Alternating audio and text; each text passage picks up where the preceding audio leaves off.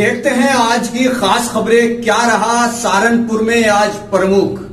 सहारनपुर में राष्ट्रीय लोकदल के कार्यकर्ताओं ने आज भूरा मलिक के नेतृत्व में जिलाधिकारी कार्यालय पर मुजफ्फरनगर में भाजपा कार्यकर्ताओं द्वारा राष्ट्रीय लोकदल के कार्यकर्ताओं पर किए गए हमले को लेकर जमकर प्रदर्शन किया और इस संबंध में ज्ञापन भी सौंपा।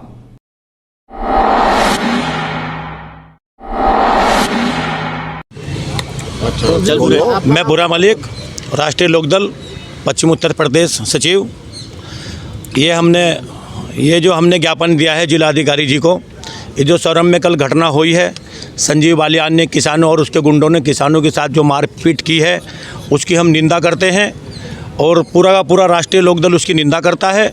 और हम चाहते हैं कि उस संजीव बालियान के खिलाफ FIR हो और उनके गुंडों ने जो वहाँ गुंडागर्दी की है, किसानों को साथ मारपीट की है, हम चाहते हैं उनके खिलाफ FIR होकर उनको जेल भेजने का काम किया जाए। संजीव बालियान और बीजेपी कार्यकर्ता और उनके जो गुंडे थे, बालियान जी के जो गुंडे थे, उन्होंने जो मारपीट की है। किसान अपना हक मांग रहा है, किसान को उसका हक मिले और जो उसके साथ घटना हुई है किसान के साथ, ये घटना राष्ट्रीय लोकदल बर्दाश्त नहीं करेगा। और अगर किसान को हक ना मिला और उनको गिरफ्तारी ना हुई, वो जेल ना गए, तो राष्ट्रीय लोकदल सड़कों पर उतरकर उसका आंदोलन करेगा और इस सरकार से दो हाथ करने का काम करेगा, इस सरकार से लड़ने का काम करेगा। आर पार की लड़ाई लड़ेंगे। राष्ट्रीय लोकदल कहीं भी पीछे हटने वाला नहीं है, हम किसान के साथ हैं। ये जो 3 काले कानून सरकार ने बनाए हैं, इन्हें वापस ले। बिन मांगे किसान कोई चीज़ मांग नहीं रहा है, बिन मांगे सरकार दे रही है।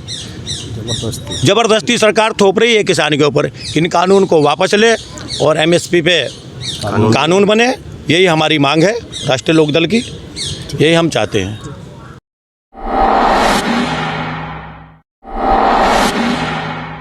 सहारनपुर में व्यापार मंडल उत्तर प्रदेश द्वारा प्रदेश अध्यक्ष राधेश्याम नारंग के नेतृत्व में प्रधानमंत्री को संबोधित एक ज्ञापन जिलाधिकारी को सौंपा गया।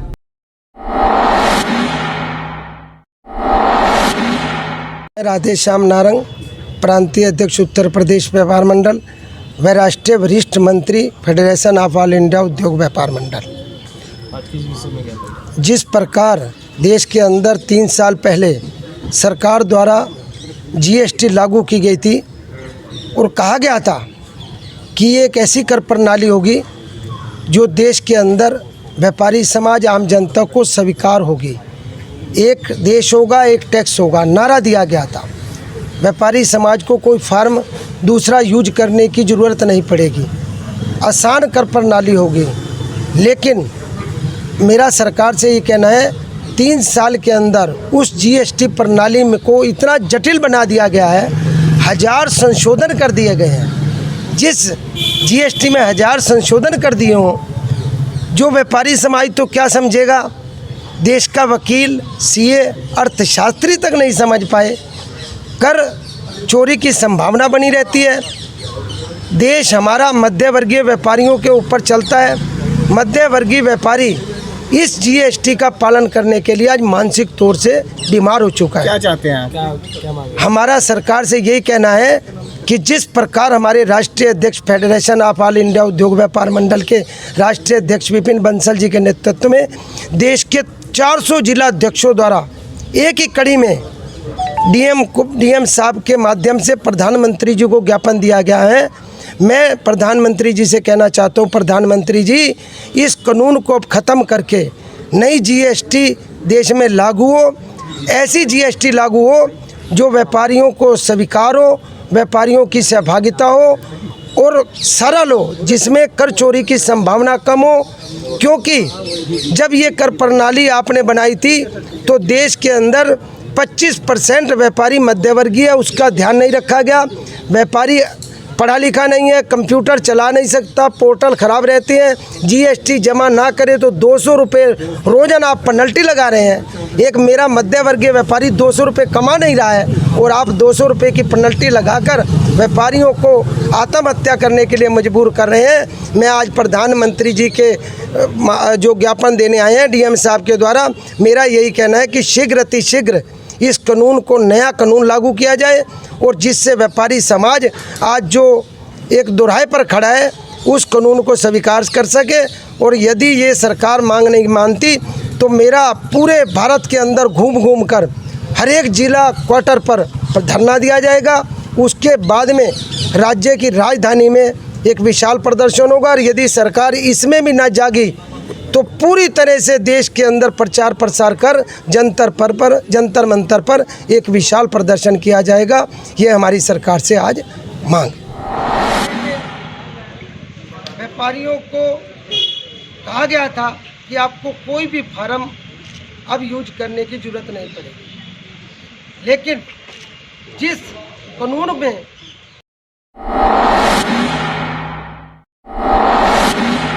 सहारनपुर के रामनगर में वरिष्ठ कांग्रेस नेता नरेंद्र शर्मा के आवास पर आयोजित 15 दिवसीय ऋग्वेद पारायण महायज्ञ के दौरान आज ऋग्वेद पारायण महायज्ञ संपन्न हुआ।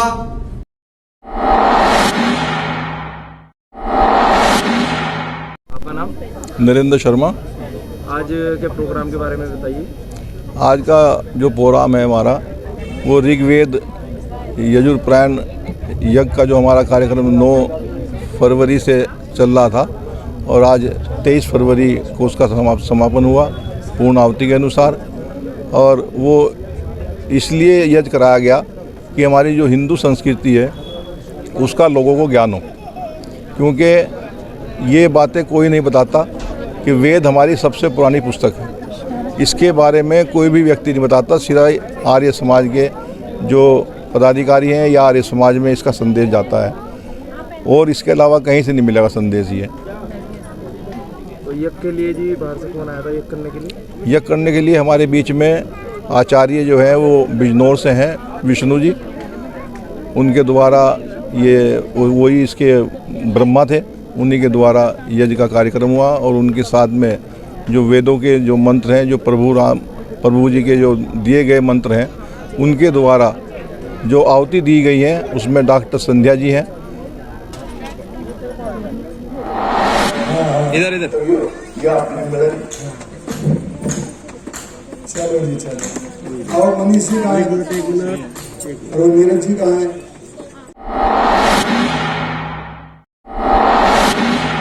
उत्तराखंड में 1 मार्च से भराड़ी सैन गैरसैंण में आउट होने वाले विधानसभा के बजट सत्र के लिए की जाने वाली सुरक्षा व्यवस्था तथा आनुषांगिक व्यवस्थाओं पर विचार विमर्श हेतु विधानसभा अध्यक्ष प्रेमचंद अग्रवाल के सभापतित्व में विधानसभा भवन में आज उच्च अधिकारियों के संग बैठक आयोजित की गई।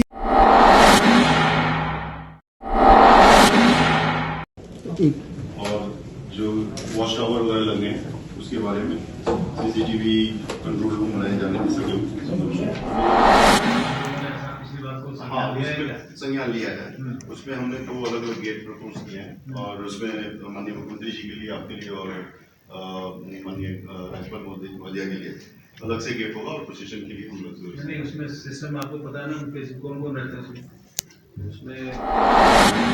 अभिभाषण हेतु आगमन प्रस्थान के समय मानक कार्य प्रक्रिया तथा दिशा निर्देशों हेतु प्रश्न पुस्तिका में निर्धारित व्यवस्थाओं को पुलिस प्रशासन की ओर से सुनिश्चित करने के संबंध में विचार विमर्श।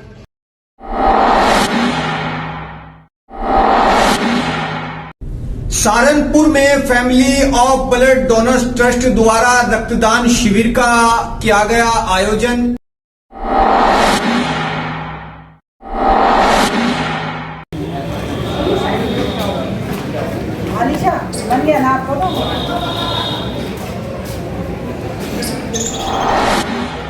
आज family of blood donors trust द्वारा यहाँ 70वें रक्तदान शिविर का आयोजन भूतेश्वर इंटर कॉलेज में किया गया है। ये रक्तदान शिविर थैलेसीमिया बच्चों की सहायतार्थ हम लोगों ने किया है। पिछले कोरोना काल के दौरान लगातार रक्तदान शिविर एफबीडी परिवार द्वारा आयोजित होते रहे।